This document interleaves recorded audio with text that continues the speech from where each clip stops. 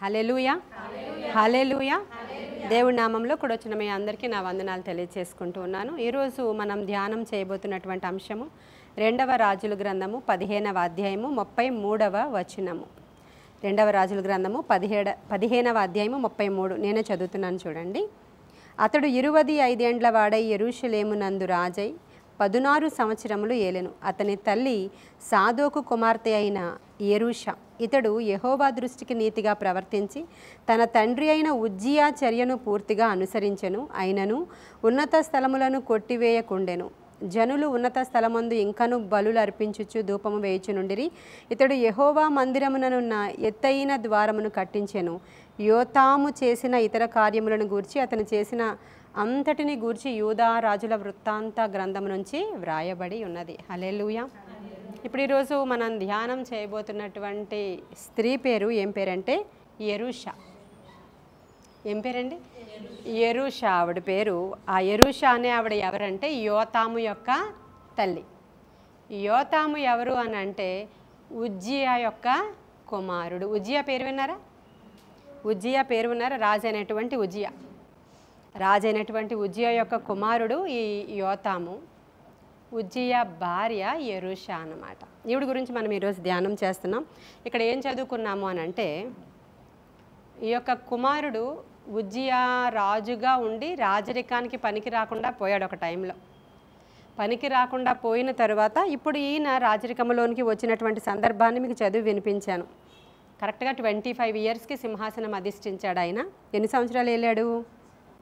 16 సంవత్సరములు ఏలాడు. 25 సంవత్సరాలకే సింహాసనం మీదకి వచ్చాడు. 16 సంవత్సరాలు ఏలుబడి చేశాడు.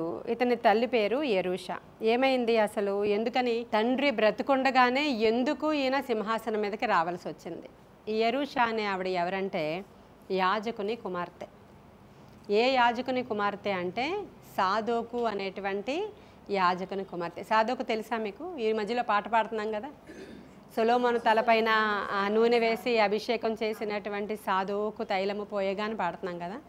ఆ సాదోకు అనేటువంటి యాజకుని యొక్క కుమార్తె యెరూషా.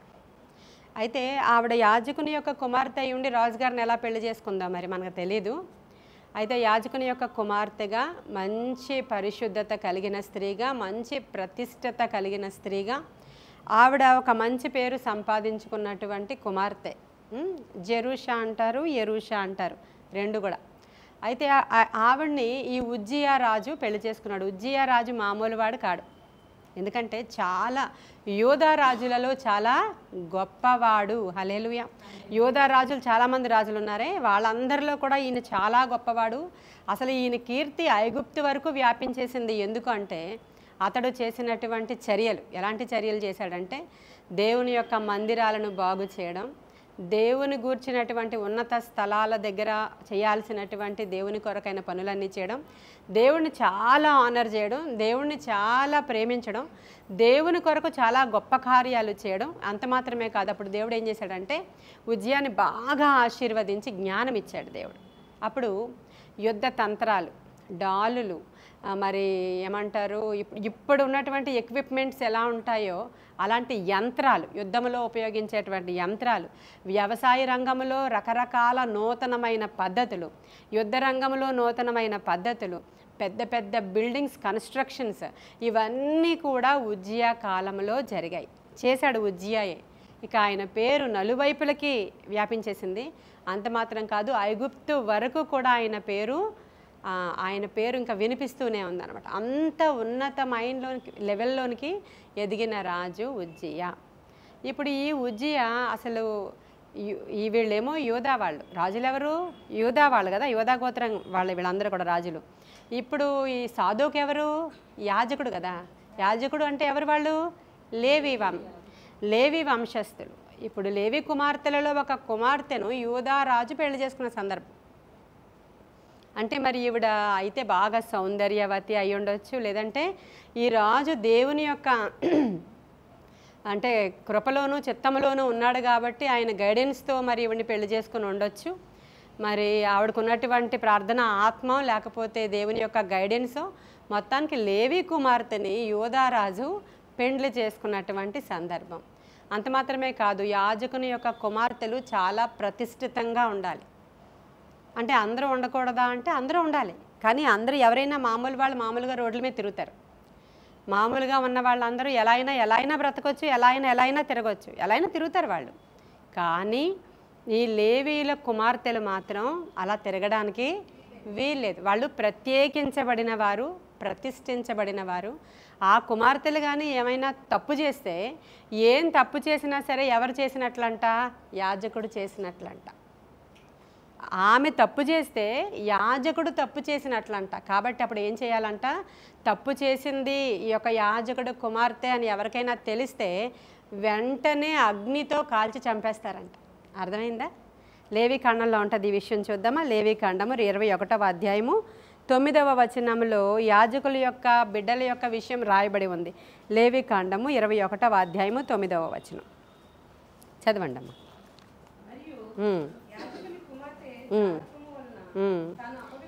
మరియు యాజకుని కుమార్తె జారత్వము వలన తన్ను అపవిత్రపరుచుకొనిన ఎడల ఆమె తన తండ్రిని అపవిత్రపరుచున్నది. కాబట్టి అప్పుడు ఏం చేయాలంటే ఆమెను అగ్నితో దహించవలెను. మరి ఇక్కడ ఎంత స్ట్రిక్ట్ రూల్స్ ఉన్నాయి చూడండి. లేవీయులకి, యాజకుల యొక్క కుమార్తెలకి ఎంత స్ట్రిక్ట్ రూల్ ఉందంటే ఇతర పిల్లల్లాగా ఊరి మీద పడి తిరగడానికి వీలు లేదు. యాజకుని కుమార్తె కానీ తప్పు చేస్తే వెంటనే ఆమెను అగ్నితో కాల్చి చంపేయడం. ఎందుకని? పరిశుద్ధత ప్రామాణికము. మన దేవుడైనటువంటి యెహోవా పరిశుద్ధుడు గనుక మనం కూడా పరిశుద్ధులుగానే ఉండాలి. పరిశుద్ధత మన యొక్క ఆయుధమై ఉన్నది. పరిశుద్ధత లేకపోతే ఎవ్వరు కూడా దేవుణ్ణి చూడలేరు, అసలు చూడలేరు. పరిశుద్ధత లేనిదే ఎవరు కూడా దేవుణ్ణి చూడదు. ఇప్పుడు మనకి ఏం అర్థం అవ్వాలా? ఈ కుమార్తె చాలా ప్రతిష్ఠితమైనది, అలాంటి ఏ లక్షణాలు లేనిది. ప్రూవ్ చేసుకుంది తన యొక్క కన్యత్వాన్ని, ప్రూవ్ చేసుకుంది తన యవ్వన ప్రాయంలో ఆవిడ యొక్క మంచి ఏమంటారు క్యారెక్టర్ని. కాబట్టి రాజే వివాహం చేసుకునేంత మంచి క్యారెక్టర్ యొక్క యెరూషా కలిగి ఉన్నట్లుగా మనం ఇక్కడ చూస్తాం. సరే, ఇప్పుడు యెరూషా యాజకుని కుమార్తె కాబట్టి ఆవిడ మాత్రమే అలా ఉండాలా? మనం అందరం అలా ఉండకూడదా అంటే మనమందరం ఎవరమి? హల్లెలూయా, యాజకుని కుమార్తెలమే. మన ప్రధాన యాజకుడు ఇప్పుడు హెబ్రీయులకు రాసిన పత్రికలోనికి రండి. హెబ్రీయులకు రాసిన పత్రిక 7వ అధ్యాయం 26వ వచనం చదువుతున్నాను నేను. పవిత్రుడును నిర్దోషియు నిష్కల్మషుడును పాపులలో చేరక ప్రత్యేకముగా ఉన్నవాడును ఆకాశ మండలము కంటే మిక్కిలి హెచ్చైన వాడునైనా ఇట్టి ప్రధాన యాజకుడు మనకు సరిపోయినవాడు. హల్లెలూయా. ఎవరంటండి? పవిత్రుడు, నిర్దోషి, నిష్కల్మషుడు. ఇవన్నీ ఉండాలి అమ్మాయిలో అని చెప్తున్నాను కదా, నేను చెప్పానా? పవిత్రుడును నిర్దోషియు నిష్కల్మషుడును పాపులలో చేరక ప్రత్యేకముగా ఉన్నవాడును ఆకాశ మండలము కంటే మిక్కిలి హెచ్చైన వాడునైన ఇట్టి ప్రధాన యాజకుడు మనకు సరిపోయినవాడు. ఆ ప్రధాన యాజకుని యొక్క కుమార్తెలము మనము. అదే హెబ్రీయులకు రాసిన పత్రిక 4లో 14-15 కూడా చదువుతాను చూడండి. ఆకాశ మండలము గుండా వెళ్ళిన దేవుని కుమారుడైన యేసు అను గొప్ప ప్రధాన యాజకుడు మనకు ఉన్నాడు గనుక మనము ఒప్పుకొనిన దానిని గట్టిగా చేపట్టదుము. మన ప్రధాన యాజకుడు మన బలహీనతల యందు మనతో సహానుభవము లేనివాడు కాడు గాని సమస్త విషయములలోనూ మనవలే శోధింపబడినను ఆయన పాపము లేనివాడుగా ఉండెను గనుక మనము కనికరించబడి సమయోచితమైన సహాయము కొరకు కృప పొందునట్లు ధైర్యముతో కృపాసనమునొద్దకు. ఇప్పుడు ఈ మన ప్రధాన యాజకుడు కూడా దేవుడు కాబట్టి ఆర్డినరీగా వచ్చేసాడు, ఆయన దేవుడు కాబట్టి పరిశుద్ధుడుగా ఉండగలిగాడు, దేవుని కాబట్టి పాపాన్ని జయించాడు అని అనుకుంటున్నారేమో. మనతో సహానుభవము గలవాడు ఆయన. మనలాగే ఈ లోకానికి వచ్చి శోధనలను ఆయన కూడా ఏం చేశాడు? జయించాడు. శోధనలు చూడండి, ఆయన మన బలహీనతల యందు మనతో సహానుభవము లేనివాడు కాడు కానీ సమస్త విషయములలోనూ మనవలే శోధింపబడునను. మనలాగే శోధింపబడ్డాడు ఆయన, అయినా సరే పాపము లేనివాడుగా ఉండెను గనుక మనము కనికరించబడి సమయోచితమైన సహాయము పొందడానికి మనం ఎలా వెళ్ళాలంట? ధైర్యంగా దేవుని కృపాసనం దగ్గరికి వెళ్ళాలి. అంటే మనమందరము కూడా ఎలా ఉండాలి? యాజకుని యొక్క కుమార్తెలలాగా ఉండాలి. హల్లెలూయా. ఉన్నామా లేదా? యాజకుని యొక్క కుమార్తెలలాగా మేమే ఎందుకు ఇలా ఉండాలి, మాకే ఎందుకు ఈ రూల్స్, మాకే ఎందుకు ఈ రిస్ట్రిక్షన్స్, మా పాస్టమ్మ గారు చెప్పిందే చెప్పి పరిశుద్ధంగా ఉండండి, పరిశుద్ధంగా ఉండండి, పరిశుద్ధంగా ఉండండి, పరిశుద్ధత మనకి ప్రామాణికము అని చెప్తా ఉంటాను నేను. ఎందుకని? ఊరిలో ఉన్న వాళ్ళకి మనకి తేడా ఉంది కాబట్టి, అన్యజనులకి మనకి తేడా ఉంది కాబట్టి. ఇప్పుడు ఇటువంటివి మనకు తెలుసుకున్నప్పుడు మనకి ఏమనిపించాలంటే, ఎందుకు ఈ రూల్స్, ఎందుకు ఈ సిస్టమ్స్, ఇతరుల వలె మనం ఎందుకు ఊరి మీద తిరగకూడదు, ఇతరులలాగా వాళ్ళ పిల్లలు ఎంతో ఏ రిస్ట్రిక్షన్ లేకుండా తిరుగుతూ ఉంటే వాళ్ళందరూ ఎంత ఫ్రీగా ఉన్నారో చూడు, వాళ్ళ పేరెంట్స్ ఎంత ఫ్రీగా విడిచిపెట్టారో చూడు, వాళ్ళు చూడు ఎంత ఎంజాయ్ చేస్తున్నారో, వాళ్ళు చూడు ఎలా తిరగలుగుతున్నారో. మాకేంటి ఇవన్నీ, మాకు తెలుసు మేము ఎలా ఉండాలో, బయటికి వెళ్ళినా మా రిస్ట్రిక్షన్స్ మాకు ఉంటాయని చెప్తారే, ఇవన్నీ కూడా చెల్లవు. ఎందుకంటే లోకము మనల్ని చూస్తూ ఉన్నప్పుడు పరిశుద్ధులు ఎలా ఉంటారో లోకానికి తెలుసు, పాడైన వాళ్ళు ఎలా ఉంటారో లోకానికి తెలుసు, దుష్టుడికి కూడా తెలుసు, దేవునికి కూడా తెలుసు. కాబట్టి నిజముగానే మనము ప్రతిష్ఠించబడినటువంటి జనాంగముగా ఉండాలి అని అంటే ఆ యాజకుని యొక్క బిడ్డలుగా, ప్రధాన యాజకుడైనటువంటి యేసయ్య కుమార్తెలుగా మనం నిజంగా ఉండడానికి అవసరమైన కృప ఈరోజు దేవుడు మనకి ఇవ్వాలి. ఈ మాట ఎప్పుడైతే నేను చదివానో నిజమే కదా, అందుకే మనకింత సిస్టమాటిక్ లైఫ్. వాళ్ళు బయటికి రావడానికి, ఇష్టం వచ్చినట్లు తిరగడానికి అవ్వదు. ఎందుకంటే లోకానికి వేరే జీవిస్తారు. యాజకుల కుటుంబాలు వేరు, లేవి గోత్రంలో పుట్టిన వాళ్ళు వేరు. ఈ యొక్క ఎలిజబెత్ అనే ఆవిడ కూడా యాజక వంశము నుంచి వచ్చారు. ఎలిజబెత్, జకర్యాలు. వాళ్ళకి బిడ్డలు లేనప్పుడు దాని గురించి మనం మెసేజ్ మాట్లాడుకున్నాం. ఏళ్ళలో ఏమైనా పొరపాటు ఉందేమో, తేడా ఉందేమో, గొడ్రాలుగా ఉందేమో అలా అంటున్నప్పుడు వాళ్ళు అలా వచ్చిన వాళ్ళు కాదు. చాలా ప్రతిష్ఠితమైనటువంటి కుటుంబం నుంచి, లేవి వంశము నుంచి వచ్చినటువంటి ఆ జకర్యా, ఎలిజబెత్లు దేవుడు వాళ్ళని వాడుకున్నాడు. బాప్తిస్మం ఇచ్చేటువంటి యోహానుని ఇచ్చాడు. కారణం ఏంటంటే అటువంటి గర్భం కావాలి యోహాను బయటికి రావడానికి. అవునా? అటువంటి గర్భమే కావాలి. అటువంటి ప్రతిష్ఠించబడిన జనాంగంలో నుంచే ఈయన రావాలి. ఆ ప్రధాన యాజకుడికి ముందుగా ఈయన రావాలి అని అంటే ఈ లేవి వంశంలో నుంచి వచ్చిన వాడే అక్కడ దేవుని యొక్క మార్గాన్ని సరళం చేసేవాడు కావాలి. అది దేవుని యొక్క ప్రణాళిక. కొన్నిసార్లు మన జీవితంలో కూడా ఏమైనా ఆలస్యం అవుతూ ఉంటే దానిలో చాలా పెద్ద ప్రణాళిక ఉంటుంది.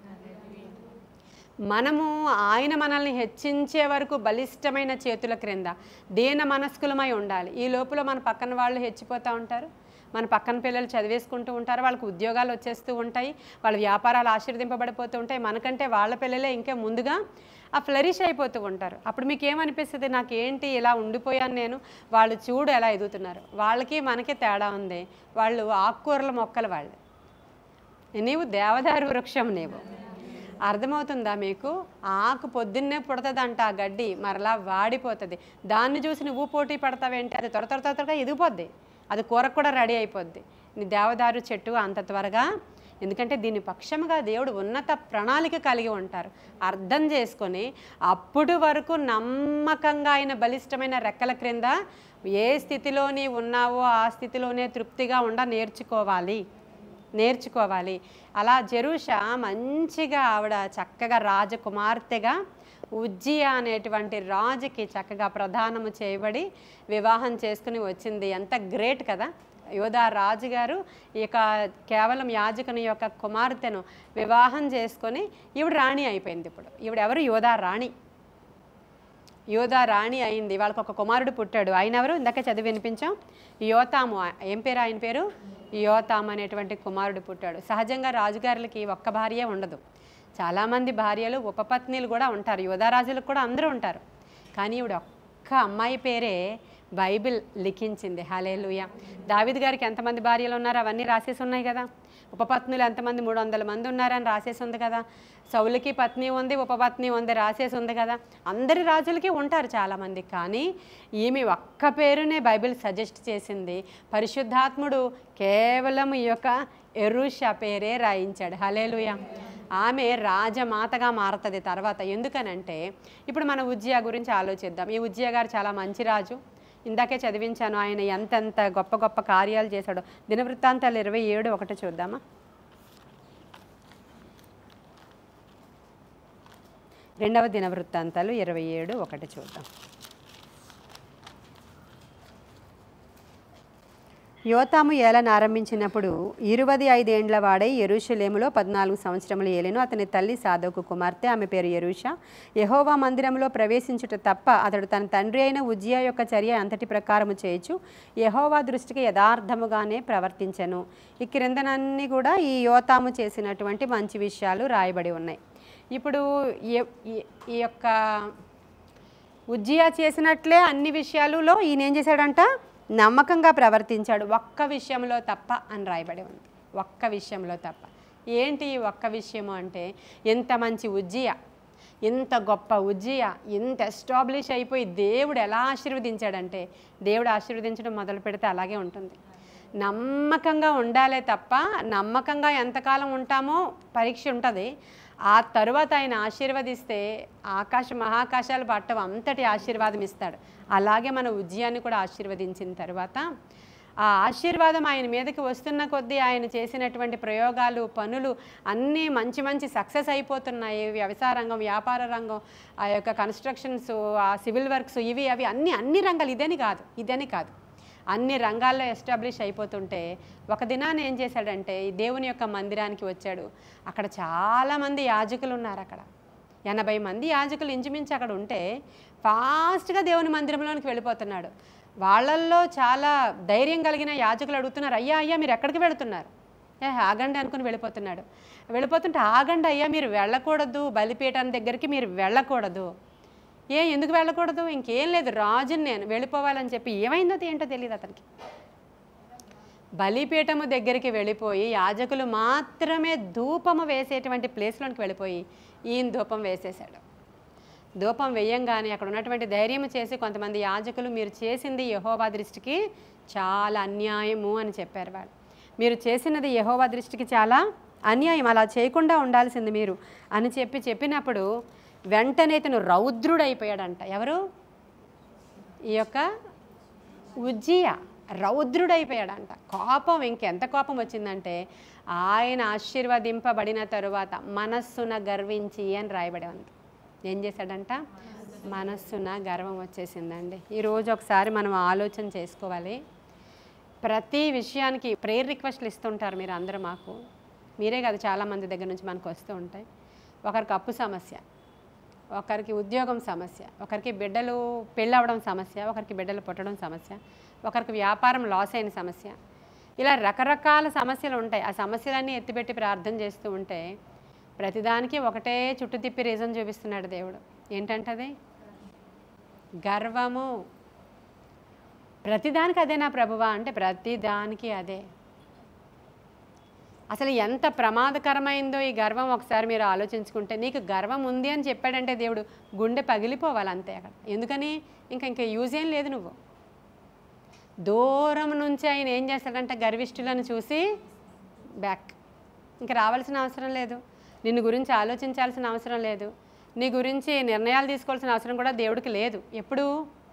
నువ్వు గర్విష్ఠువు అయిపోయినప్పుడు. ఎప్పుడైతే నువ్వు దీన మనస్సు కలిగి ఉంటావో, ఎంత హెచ్చుగా వెళ్ళినా సరే తగ్గించుకొని దేవుని యొక్క సారూప్యములో మన ప్రధాన యాజకుడు ఎట్టివాడో ఆయన పరము నుంచి సింహాసనాన్ని విడిచిపెట్టి ఇక్కడికి వచ్చి ఎలా తనను తాను తగ్గించుకున్నాడో ఆ మాదిరి నీకు చూపించాడో, అలా గనుక నీవు లేకపోతే నీ భక్తి వేస్టే.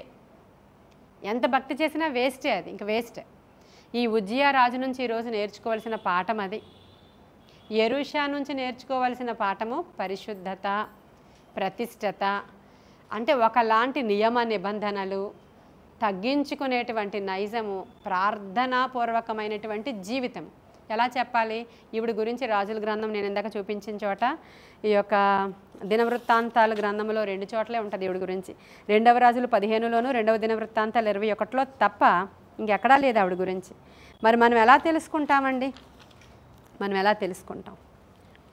ఎలా తెలుసుకుంటాం ఈవిడ గురించి అంటే బిడ్డను బట్టి తెలుసుకుంటాం.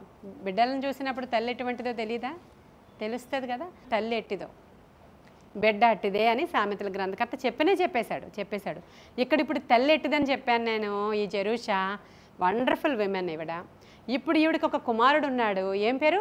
యోతాము. ఈ కుమారుడు ఉన్నాడు. ఇప్పుడు ఈ ఉజ్జియా చేసినటువంటి పనికి అక్కడ ఉన్నటువంటి యాజకులందరూ అరుస్తున్నారు, అయ్యా ఏం చేస్తున్నారు మీరు? మేము చేయాల్సిన పని మీరు చేయకూడదు, ఇది కూడదు అంటే యెహోవా దృష్టికి మీరు పాపం చేస్తున్నారు అని చెప్పినప్పుడు రౌద్రుడైపోయాడంట. ధూపం వేసేశాడు. వెంటనే యాజకులు చూస్తూ ఉండగానే ఆయన నొసటన కుష్ఠరోగం వచ్చేసింది. ఇమ్మీడియట్గా కుష్ఠరోగం వచ్చింది. ఇమ్మీడియట్గా అతని నొసలంత, ఎందుకంటే బయటికి బాహాటంగా కనిపించాలి అది.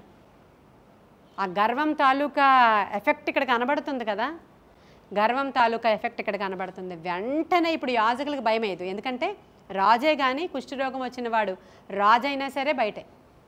కుష్ఠరోగం వచ్చిన వాడు చక్రవర్తి అయినా కూడా మందిరము దరిదాపులోనికి రావడానికి వెళ్ళలేదు, ఊరు దరిదాపులోనికి రావడానికి వెళ్ళలేదు, అవుట్ అన్నారు అంతే వాళ్ళందరూ. 2వ దినవృత్తాంతాల గ్రంథము 26వ అధ్యాయంలో ఈ ఉజ్జియా గురించి కొన్ని మాటలు చూడండి. 18వ వచనం.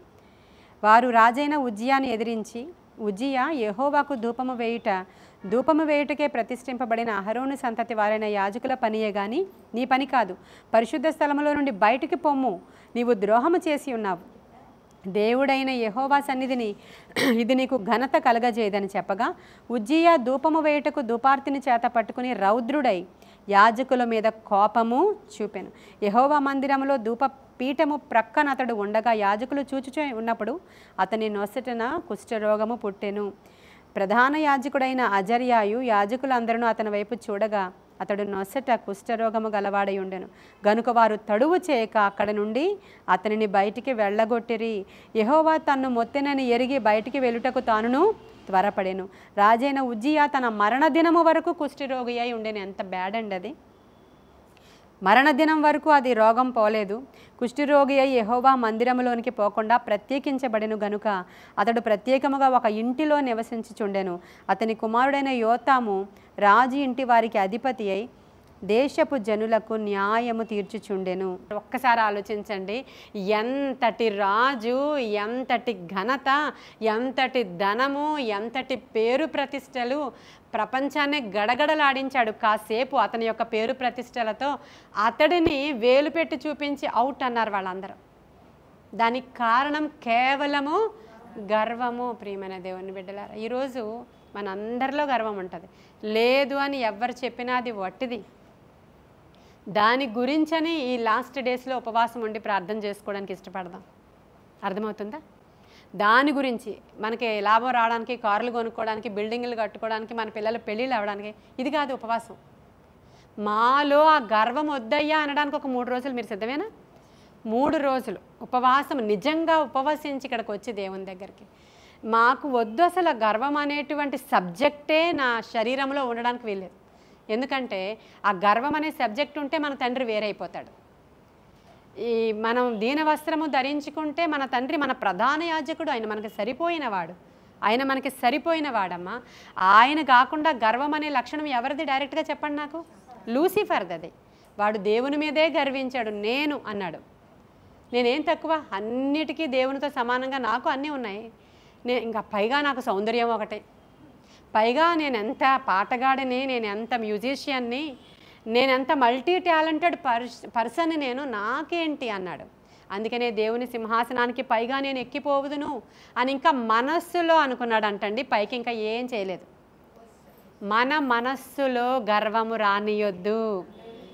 నాకు నా ఇల్లు ఎంత గొప్పదో, వీళ్ళందరికంటే మేమే గొప్పవాళ్ళు, వీళ్ళందరికంటే మాదే గొప్పది, వీళ్ళందరికంటే మా పిల్లలే టాలెంటెడ్, ఇప్పుడు మా ఇంట్లో వాళ్ళందరికంటే మా పిల్లలు అసలు ఎంత అందగత్తులో. ఏంటిది? ఒక్క క్షణం అన్నమాట. దేవుడు తలుచుకుంటే ఇచ్చాడా నీకు, దాన్ని బట్టి నీకు కృతజ్ఞతాస్తుతులు చెల్లించు. నీకు సంపూర్ణ ఆరోగ్యం ఉందా, దాన్ని బట్టి కృతజ్ఞతాస్తుతులు చెల్లించు. సెకండ్స్లో ఏమైపోతామో మనకి తెలియని దినాలలో మనం ఉన్నామండి. సెకండ్స్లో ఏమైపోతామో కూడా తెలియదు. ఇట్టే కనబడి అంతలోనే మాయమైపోయేటువంటి ఆవిరి వంటి వారు మీరు, మనము అని జ్ఞాపకం చేసుకుంటే గర్వం ఎక్కడి నుంచి వస్తుంది? నాతో పెట్టుకోకని చెప్పే గర్వం ఎక్కడి నుంచి వస్తుంది? నన్ను అన్నారా అనే గర్వం ఎక్కడి నుంచి వస్తుంది? తగ్గించుకోండి. మీరు తగ్గించుకుంటే మీరు హల్లెలూయా. ఇప్పుడు ఈ తల్లి ప్రేయర్ఫుల్ ఉమెన్, ఆ యాజకుడి యొక్క కుమార్తె, గొప్ప రాజు యొక్క భార్యకి గర్వం లేదు, గర్వం లేదు. కానీ ఇప్పుడు కుష్ఠరోగి భార్య ఆవిడ, చూసారా? అప్పుడు ఎవరు ఆవిడ? ఒక కుష్ఠరోగి భార్య. కుష్ఠరోగిని తీసుకెళ్ళిపోయారు, ఊరు చివర ఒక ఇంట్లో పెట్టారు, తాళాలు వేసేశారు. వెరీ నెక్స్ట్ మూమెంట్ ఇంకా బయలుదేరి వచ్చినప్పుడు సింహాసనం నుంచి రాజు ఆయన, ఇప్పుడు తిరిగి ఆ సింహాసనం దగ్గరికి కానీ కోటలోనికి కానీ ప్రవేశించా వీలు లేదు. ఇప్పుడు ఆయన తీసుకెళ్ళి ఎక్కడో ఊరవతల ఒక ఇంట్లో పెట్టి తాళం వేసేశారు. ఇప్పుడు అబ్బాయికి ఈయనకి సింహాసనం అధిష్ఠించాలి. 25 ఇయర్స్ అబ్బాయి కొడుకు, కానీ చక్కగా వెళ్తున్నాడండి. ఈ యొక్క ఉజ్జియా ఏలిన సంవత్సరాలు 52 సంవత్సరాలు వెళ్ళాడండి. ఎంత గొప్ప రాజు ఒకసారి మీరు ఆలోచించాలి. 52 సంవత్సరాల సింహాసనాన్ని పట్టుకుని ఉన్న ఆయన వెళ్ళి నీవు ఆ మూలన కొట్టుగదిలో ఉండు అంటే ఒక్కసారి థింక్ చేయండి. ఆ ఆరంభం బాగుంది కానీ అంతము మనకందరికీ ఆరంభం చాలా బాగుంది. నిస్సీ చర్చిలో ప్రేయర్ వారియర్స్ మనం ప్రేయర్ చేస్తే 1 hour ప్రేయర్ చేసామంటే అద్భుతాలు ఎన్నో చూసాం, మనం ఆశ్చర్యాలు చూసాం. అసలు నిశ్చిత చర్చిలో వాళ్ళంటే చాలా ప్రేయర్ఫుల్ విమెన్స్ అని అంతా మనతో మాట్లాడవచ్చు, మన గురించి చెప్పొచ్చు. వాళ్ళ లోపల ఏమనుకున్నారో మనకు తెలియదు. కానీ మొత్తానికి మనం నిజంగానే అలా ప్రతి దినము కూడుకుంటున్నాం, అంటే బలంగా ప్రార్థిస్తున్నాం, ఏం కావాలంటే అది ప్రార్థిస్తున్నాం, మనం అన్నిటినీ విడిచిపెట్టి వచ్చాం. ఇవన్నీ మన ఆరంభం చాలా బాగుంది, మరి అంతం అలాగే ఉండాలి. చివరి వరకు కూడా మనం అదే నమ్మకత్వంలో కొనసాగాలి. ఈ మధ్యలో చాలామంది వస్తారు, అమ్మో నేను ఇది తప్ప నాకు జీవితమే లేదంటారు, కానీ ఇక్కడ కనబడరు వాళ్ళు. మనం అలా కాదు కదా, మన ఆరంభం ఎలా ఉందో అంతం కూడా అంతే బాగుండాలి. హల్లెలూయా. మధ్యలో చాలా వస్తాయి, అసలు అవేం మనం పట్టించుకోవాల్సిన అవసరత మనకి లేదు. మనం ఒక నిబంధన చేసి దేవుని దగ్గరికి వచ్చాం. మన యొక్క తండ్రి ఆయన మన ప్రధాన యాజకుడు, మనకి చాలినవాడు, నిర్దోషి, నిష్కల్మషుడు, ఆయన పాపులలో చేరక ప్రత్యేకంగా ఉన్నవాడు. ఆ ప్రధాన యాజకుడు నీకు నాకు సరిపోయినవాడు. ఇంకొక తండ్రి ఉన్నాడు, వాడు అబద్ధికులకు జనకుడు. జనకుడు అంటే ఏంటో తెలుసా? తండ్రి. వాడు అబద్ధికులకు జనకుడు. వాడి దగ్గరికి వెళితే వాడు నేర్పించేది నీకేం తక్కువ, నువ్వేం తక్కువ, అసలు నువ్వెవరివో నీకు తెలుసా, నేను నీకు ఇంకా ఇస్తాను, నువ్వు ఇలాగే ప్రవర్తించు, నువ్వెక్కడా తగ్గకు, ఎక్కడ కాంప్రమైజ్ అవ్వకు, అసలు నువ్వు మాట వినేదేంటి, నీ మాట అందరూ వినాలి. ఇది నేర్పించేవాడు అబద్ధములకు జనకుడు ఒకడున్నాడు. ఆ జనకుడు కాదు, మన జనకుడు. మన ప్రధాన యాజకుడు, మనకి సరిపోయినవాడు. ఇప్పుడు నేను ఇందాక చదివించినటువంటి లేఖన భాగంలో యోతాము వచ్చాక ఏమేమి కార్యాలు చేశాడు ఆయన, 27వ అధ్యాయంలో ఏమేమి చేశాడు ఆయన చక్కగా చూద్దాం. యెహోవా మందిరంలో ప్రవేశించుట తప్ప. ఇప్పుడు ఈయన ఏం చేశాడు? తండ్రిలాగా ఎప్పుడు కూడా యెహోవా మందిరంలో ప్రవేశించడం, గర్వంగా ప్రవర్తించడం తప్ప మిగతా అన్నీ తండ్రిలాగే చేశాడని చక్కగా రాసింది. మిగతా అన్నీ అంటే తండ్రి ఎంత మంచి పనులు చేశాడో, ఎలా మందిరాన్ని, అసలు ఉజ్జియా కాలం కంటే యోతాము కాలం ఇంకా టఫ్. ఎందుకంటే ప్రజలు ఇంకా దుర్మార్గులంట.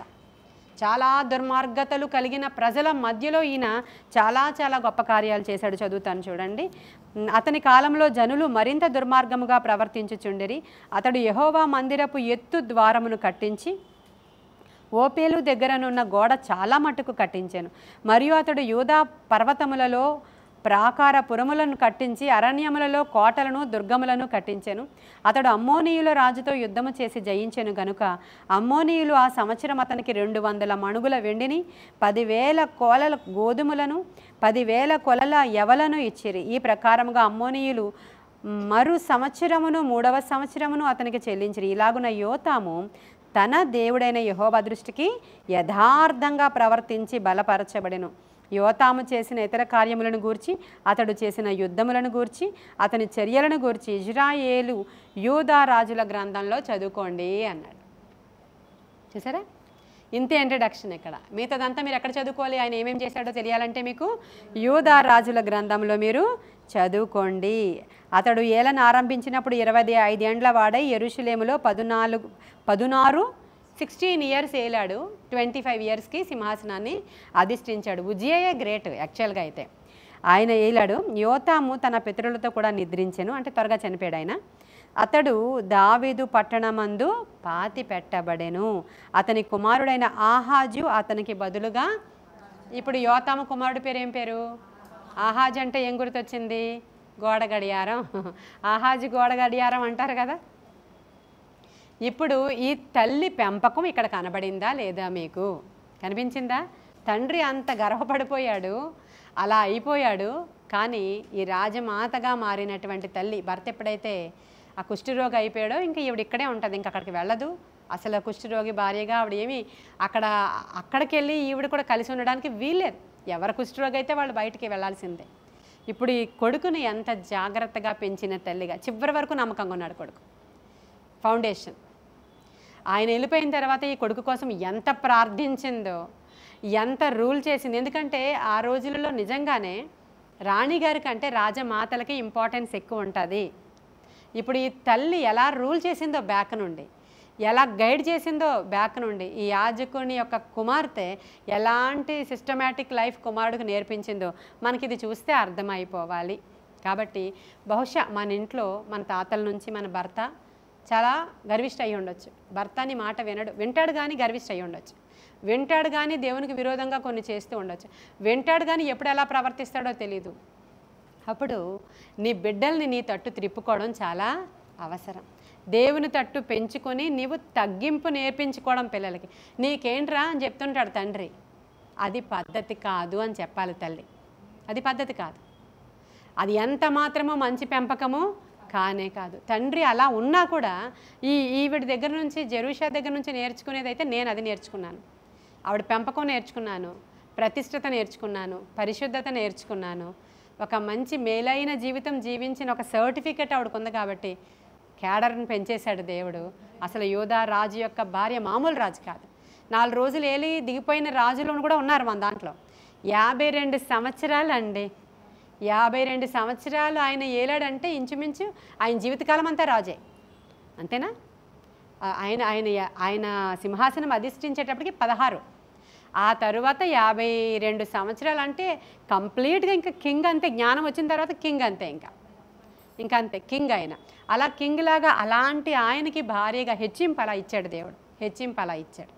మనము మన బిడ్డలను కూడా ఇటువంటి పరిశుద్ధత కలిగి, ఇటువంటి తగ్గింపు కలిగి, ఇటువంటి ప్రధాన యాజకుడి కుమార్తెలం మేము అనేటువంటి విషయం ఒకటి జ్ఞాపకం చేసుకుంటే, నేను కానీ తప్పు చేస్తే నా తండ్రికి అవమానం, అంతేనా? ఇక్కడ రాయబడి అందరు చదివించాను కదా నేను లేవీకాండంలో. లేవీల గురించి తెలుసుకోవాలంటే లేవీకాండానికి వెళ్ళాలి. లేవి కుమార్తె గురించి తెలుసుకోవాలంటే లేవీకాండాన్ని తీసుకెళ్ళాను కదా ఇందాక మీకు. అక్కడ లేవి కుమార్తెలు అయితే ఎలా ఉండాలో చెప్పాడు ఆయన. ఒకవేళ ఈ కుమార్తె తప్పు చేస్తే ఎవరికి అవమానం అంట? తండ్రికి అవమానం అంట. మీ వలననే కదా నా నామము అవమానపరచబడుతుంది, అపవిత్రపరచబడుతుంది, దూషింపబడుతుంది మీ వలననే కదా అన్నాడు దేవుడు. చూసారా, ఈరోజు మనము దేవుని నామాన్ని అపవిత్రపరిచే వాళ్ళంగాను, దూషింప చేసే వాళ్ళంగాను, మరి అవమానం తెచ్చే వాళ్ళంగాను ఉండకుండా ఈ రోజు నుంచి ఆయన నామాన్ని హెచ్చించే వారముగా ఉందామా? అలాంటి కృప దేవుడు మనకి ఇవ్వాలని, అటువంటి పరిశుద్ధత. మేము ప్రత్యేకించబడిన వారము, మేము మా యొక్క యాజకుని యొక్క కుమార్తెలము, మేము మా ప్రధాన యాజకుడు మాకు చాలినవాడు, ఆయన మరలా మాకు సరిపోయిన దేవుడు, ఆయన శోధింపబడి ఆయన అంత మాత్రం కూడా ఏ విధమైన పాపానికి చోటివ్వలేదు కనుక మేము కూడా శోధింపబడుతూ ఉన్నప్పుడు శోధింపబడుతున్నప్పుడు మరి ముఖ్యంగా పాపానికి చోటు ఇవ్వకుండా ధైర్యంగా దేవుని కృపాసనము దగ్గరికి వెళ్ళే కృప మనందరికీ దేవుడు ఇవ్వాలని ఈ కొన్ని మాటలు దేవుడు మన వెనుకిడిలో దీవించునుగాక. ఆమేన్. ప్రార్థన చేసుకుందాం. మహాపరిశుద్ధుడైన తండ్రి, మహోన్నతుడైన దేవ, నాయనా అయా, కొన్ని విషయాలు మేము మాట్లాడడానికి, కొన్ని విషయాలు మేము ధ్యానం చేసుకోవడానికి, కొన్ని విషయాలు మమ్మల్ని మేము హెచ్చరించుకోవడానికి, కొన్ని విషయాల్లో మమ్మల్ని మేము సరి చేసుకోవడానికి, కొన్ని విషయాలలో నాయన అద్దము వంటి మీ వాక్యాన్ని ఈరోజు మా ఎదురుగా పెట్టుకున్నాం మేము. దేవా, మాలో ఎట్టి గర్వము ఉంచొద్దయ్యా. అయ్యా, మాకు తెలియకుండానే ఆ గర్వం మాలో ఏలుబడి చేస్తుందని మేము గ్రహించాము, మాకు ఆ సంగతి తెలుసు. కాబట్టి నాయన మా హృదయాలు మా దేవునికి ఇచ్చేయాలయ్యా. మా హృదయాలలో మా యేసు యొక్క అయా నా తండ్రి కృపాసనము తప్ప ఇంకొక వేరేది ఏది వద్దు దేవా. దయచేసి ఈ విషయంలో మాకు ఈరోజు ఈ యొక్క వాగ్దానం ఇవ్వమని వేడుకుంటున్నాను ప్రభువా. వినుచున్న వారందరూ కూడా వాక్యానికి లోబడి మేము ఏ విధముగా జీవించాలో అవసరమైన కృప ఇవ్వండి. ఎప్పుడైతే మమ్మల్ని మేము తగ్గించుకుంటామో ఆయన ఎత్తైన పర్వత శిఖరం మీదకి మమ్మల్ని తీసుకెళ్తారని నమ్మి విశ్వసిస్తూ అట్టి హెచ్చింపు మాకు, మా బిడ్డలకి, మా తరతరాలకి కావాలి నాయన. అలా కావాలంటే మమ్మల్ని మేము తగ్గించుకొని దేవాని సన్నిధానానికి వచ్చి నిందారహితులుగా ఉండడానికి అవసరమైన కృప మాకు దయచేయండి. నీ కృపగల హస్తానికి కూడిన మమ్మల్ని వినుచున్న వారిని అప్పగించుకుంటూ ఈ వాక్యము మా వినికిడిలో, మా జీవితంలో ఫలించి అభివృద్ధి అయిన ఆయన మహావృక్షమైన తండ్రి ప్రభువ అనేకమైనటువంటి ఆత్మలను సంపాదించే ఆధిక్యత మాకు దయచేయమని నీ కృపగల హస్తానికి మమ్మల్ని మేము అప్పగించుకుంటూ యేసయ్య శ్రేష్ఠ నామంలో అడిగి వేడుకొని పొందుకొని ఉన్నాము మా ప్రియ పరలోకపు మా తండ్రి. God bless you.